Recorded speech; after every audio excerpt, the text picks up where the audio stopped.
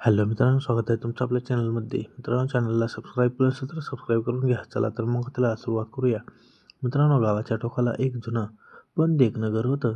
त्या घराच्या अंगणात रोज संध्याकाळी तुळशीपाशी दिवा लावणारी एक स्वज्वल आजी राहायची. शारदा आजी. वयाने 60 ओलांडलेलं, केस पूर्ण पांढरे, पण डोळ्यात अजूनही चमक होती. तिच्या चेहऱ्यावरचा आत्मविश्वास आणि शांत हास्य पाहिलं की कोणालाही आपोआप आदर वाटायचा. मी त्या गावात नुकतंच राहायला आलो होतो. शहराच्या गोंधळातून दूर शांततेच्या शोधात. माझ्या घरासमोरच तिचं घर होतं. पहिल्यांदा मी तिला पाहिलं तेव्हा ती अंगण झाडत होती. हलक्या गुलाबी रंगाच्या साडीत तिचा व्यक्तिमत्व वेगळंच भासत होतं. नवीन राहायला आलात का? तिचा आवाज मृदू पण ठाम होता. हो. 2 दिवस झाले, मी थोडं हसत उत्तर दिलं. त्या दिवसापासून आमचं रोजच बोलणं सुरू झालं. कधी चहाचा कप, कधी अंगणातल्या फुलांची चर्चा, तर कधी तिच्या तरुणपणाच्या आठवणी. ती तिच्या आयुष्याबद्दल बोलताना इतकी जिवंत वाटायची की वेळ कसा जायचा कळायचाच नाही. एका संध्याकाळी पाऊस कोसळत होता. वीज गेली होती. मी अंगणात उभा राहून पावसाकडे पाहत होतो. अचानक तिचा आवाज आला. "इकडे या ना, मेणबत्ती आहे. अंधारात एकटं उभं राहू नका." मी तिच्या घरात गेलो. घरात मंद प्रकाश, खिडकीतून येणारा पावसाचा गार वारा आणि चहाचा सुगंध. त्या वातावरणात काहीतरी वेगळंच होतं. तिच्या डोळ्यात एकटेपणाची छटा होती जी मला स्पष्ट जाणवत होती. "तुम्ही इतकी शांत का असता?" तिने विचारलं. कदाचित कोणाशी मनापासून बोलायला कुणी मिळतच नव्हतं. मी नकळत सांगून गेलो. ती हलकसं हसली. "मग आज बोला." कधी-कधी वयाचं अंतर महत्त्वाचं नसतं, मनाचं अंतर नसावं. त्या शब्दांनी वातावरण अधिक गहरं झालं. आमच्यातील संवाद आता फक्त शेजारधर्मापुरता राहिला नव्हता. तिच्या जवळ बसताना एक वेगळी ऊब जाणवत होती. ती फक्त शारीरिक नव्हती, तर भावनातही होती. पाऊस वाढत गेला तसं आम्ही दोघं खिडकीजवळ उभे राहिलो. तिच्या खांद्यावर पडलेला शाल हलक्या वाऱ्याने सरकली. मी सहजच ती नीट करून दिली. त्या स्पर्शात एक क्षणभर शांतता पसरली. तिने माझ्याकडे पाहिलं. त्या नजरेत संकोच नव्हता, पण एक अनोखी ओढ होती. कधी-कधी आयुष्य उशिरा का होईना, पण एखादी सुंदर साथ देतं. ती अलगद म्हणाली. माझ्या मनात अनेक भावना दाटून आल्या. तिचा हात माझ्या हातावर हलकासा टेकला. तो स्पर्श धाडसी नव्हता, पण स्पष्ट होता. 2 एकट्या मनांनी एकमेकांची जाणीव स्वीकारले होते. त्या रात्री पावसाच्या साक्षीने आमच्यात एक वेगळंच नातं आकार घेत होतं, जे समाजाच्या चौकटीत बसणारं नव्हतं, पण मनाच्या चौकटीत अगदी सहज बसत होतं. त्या पावसाळी रात्रीनंतर आमच्यातलं नातं अधिक स्पष्ट झालं होतं. दुसऱ्या दिवशी सकाळी मी अंगणात आलो तेव्हा शारदा आजी तुळशीला पाणी घालत होती. तिच्या नजरेत कालच्या रात्रीची आठवण होती, शांत पण हसरी. "काल भीती वाटली नाही ना?" तिने हलकंसं विचारलं. "भीती नाही, पण काहीतरी वेगळं जाणवलं." मी उत्तर दिलं. ती क्षणभर थांबली. "वेगळं म्हणजे?" मी तिच्याकडे पाहिलं. तुमच्या जवळ असताना मन शांत होतं.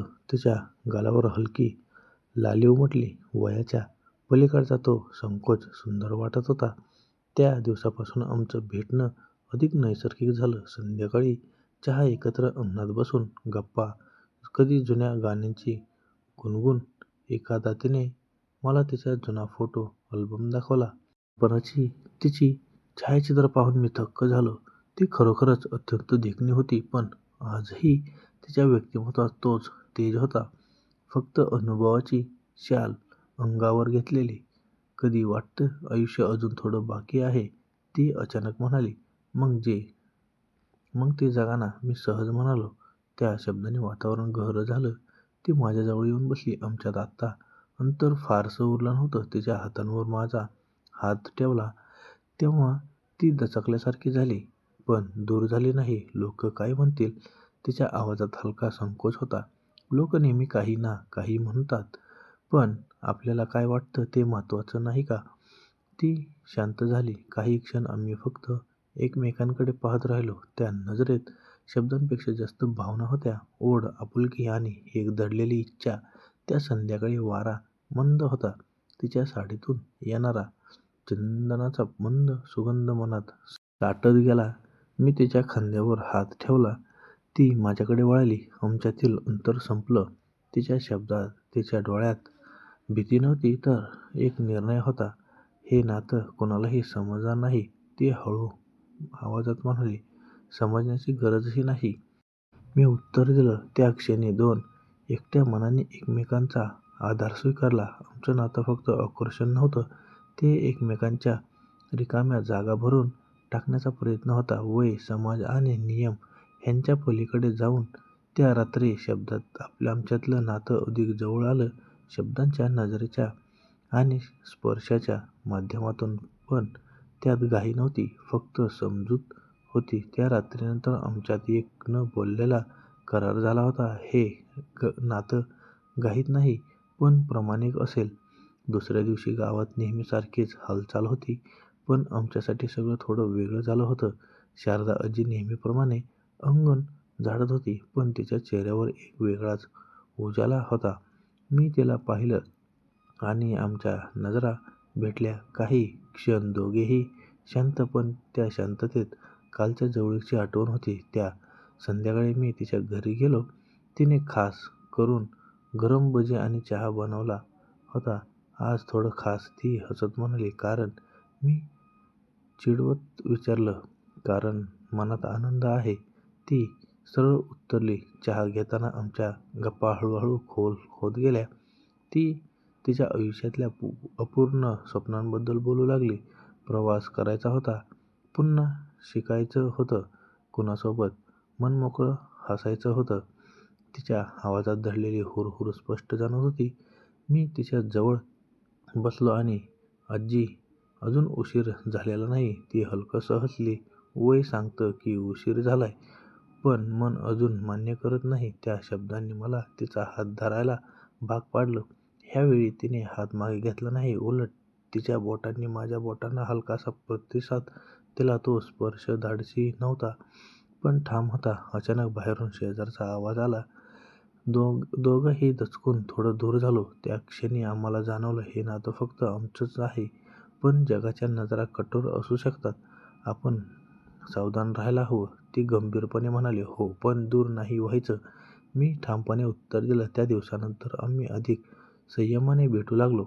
कधी मंदिरात एकत्र दर्शन, कधी बाजारात अचानक भेटल्यासारखं बोलणं. पण जेव्हा एकांत मिळायचा, तेव्हा आमच्यातील ओढ पुन्हा जिवंत व्हायची. एके रात्री ती म्हणाली, तू माझ्या आयुष्यात उशिरा आलास, पण योग्य वेळी आलास. मी तिच्याकडे पाहिलं. कदाचित मला इथं यायचंच होतं. त्या क्षणी आमच्यातील नातं स्पष्ट झालं. ते फक्त आकर्षण नव्हतं, पण तर दोन वेगळ्या पिढ्यांमधलं एक अनोखं भावनिक बंध होता. समाजाला ते समजणार नव्हतं, पण आम्हाला त्याची गरजही नव्हती. पण पुढे एक मोठा निर्णय आमच्या समोर उभा होता. हे नातं गुपित ठेवायचं की जगासमोर स्वीकारायचं? गावात कुजबूज सुरू झाली होती. लोकांच्या नजरा बदलल्या होत्या. काहींना संशय, काहींना उत्सुकता. पण आमच्यासाठी तो काळ सर्वात महत्त्वाचा होता, कारण आत्ता निर्णय घ्यायचा होता. एका शांत रात्री आम्ही दोघे अंगणात बसलो होतो. आकाशात पूर्ण चंद्र होता. शारदा आजीचा चेहरा चांदण्यात अधिक तेजस्वी दिसत होता, पण डोळ्यात थोडी चिंता होती. आपण किती दिवस असं लपून भेटणार? ती हळू आवाजात म्हणाली. मी खोल श्वास घेतला. लपून नाही, पण जगाशी लढूनही नाही. कदाचित आपलं नातं जगाला समजणार नाही, पण त्याला नाव देण्याची गरज आहे का? ती काही क्षण शांत राहिली, मग म्हणाली, मला आयुष्याच्या या टप्प्यावर वाद नकोत, पण तू दूर गेलास तर पुन्हा एकटेपण सहन होणार नाही. त्या शब्दांनी माझं मन हललं.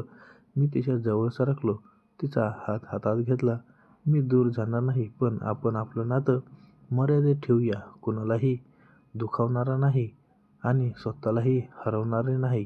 तिच्या डोळ्यात अश्रू चमकले. दुःखाचे नव्हते, तर समाधानाचे. मग आपण एकमेकांचा आधार राहूया.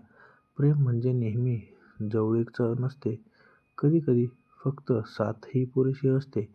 त्या रात्रीनंतर आमचं नातं बदललं. ते अधिक प्रगल्भ झालं. स्पर्शांपेक्षा शब्दांना, आकर्षणापेक्षा विश्वासाला महत्त्व दिलं. आम्ही एकमेकांच्या आयुष्यात शांत सावलीसारखे राहिलो. गावाला कधीच पूर्ण सत्य कळलं नाही. काहींनी अंदाज लावले, काहींनी दुर्लक्ष केलं, पण आमच्यासाठी महत्त्वाचं होतं आम्ही एकमेकांना सापडलो होतो. कधी-कधी संध्याकाळी अजूनही आम्ही अंगणात बसतो. ती जुनी गाणी गुणगुणते आणि मी शांतपणे ऐकतो. आमचं नातं आत्ता समाजाच्या चौकटीत बसण्याचा प्रयत्न नाही. ते फक्त दोन मनाचं समजूतदार, मर्यादित आणि प्रामाणिक बंध होतं. कारण शेवटी प्रेमाला वय नसतं, पण त्याला संयम आणि जबाबदारीची साथ हवी असते. तर मित्रांनो, कथा आवडली असेल तर कमेंट करून सांगा आणि लाईक, शेअर, सबस्क्राईब करायला विसरू नका. भेटूया अशाच नवनवीन कथेमध्ये. तोपर्यंत ऐकत राहा आपल्या गप्पा गोष्टी मराठी स्टोरी चॅनल. धन्यवाद.